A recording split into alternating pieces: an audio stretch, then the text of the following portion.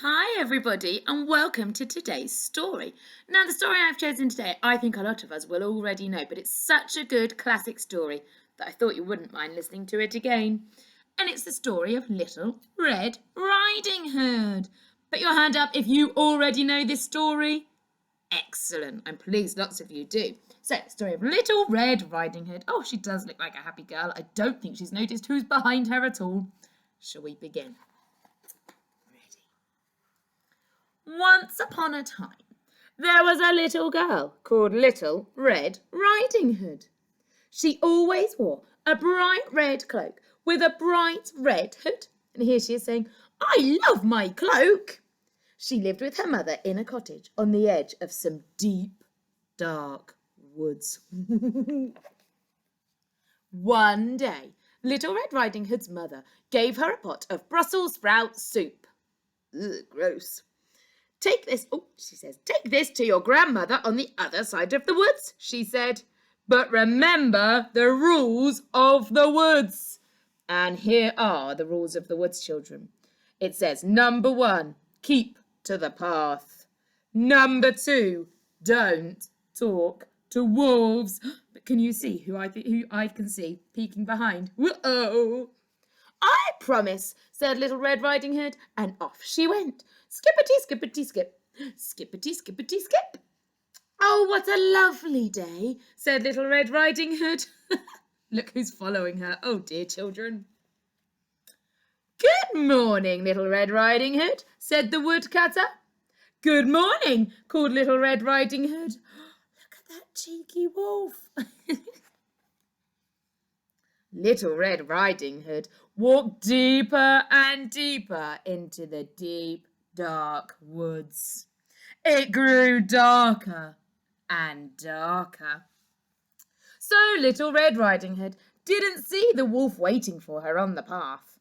And the wolf didn't see Little Red Riding Hood either.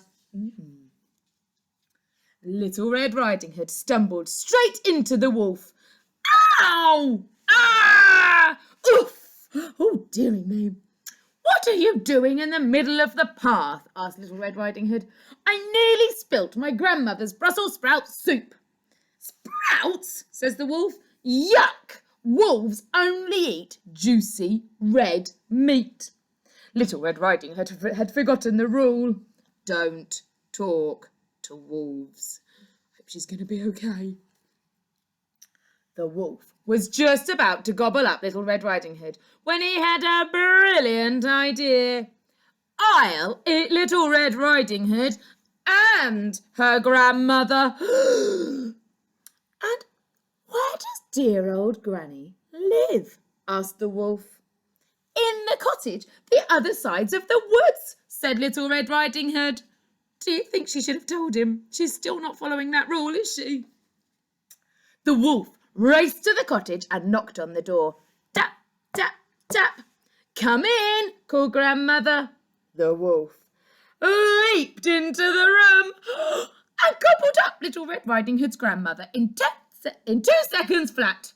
He says, "Bony, but not bad." Oh dear.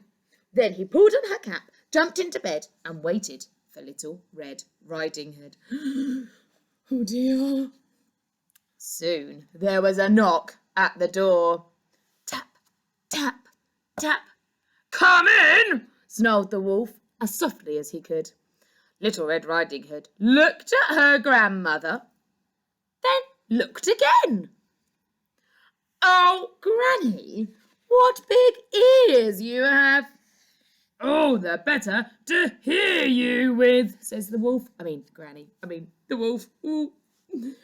"Oh, Granny, what big eyes you have." "Oh, the better to see you with."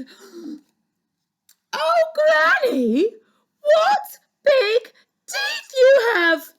"Oh, the better to eat you with." In one bound, the wolf was out of bed and gobbling up Little Red Riding Hood. "Delicious," he said, then fell fast asleep. As he slept, he snored very loudly. Oh dear, What's going on? Wondered the woodcutter. Look, can you see him peering in the door there? Not the door, the window. He's eaten that poor old woman, realised the woodcutter. He picked up some scissors. He snipped open the wolf's tummy. Snippety snip, snippety snip. Look, can you see? And out pop the old granny and Little Red Riding Hood. Out pop grandmother and Little Red Riding Hood too. Quick as a flash, Little Red Riding Hood picked up some stones and piled them into the wolf's tummy. When the wolf woke up, he tried to sneak out of the door. But oh no, it's going rattle in his tummy. Rattle, rattle, rattle. But the stones rattled and rattled inside him. Now everyone can hear me coming. I'll never catch anyone, cried the wolf. Exactly, said the woodcutter. You'll just have to eat vegetables instead, said Little Red Riding Hood. The wolf was never able to eat another person.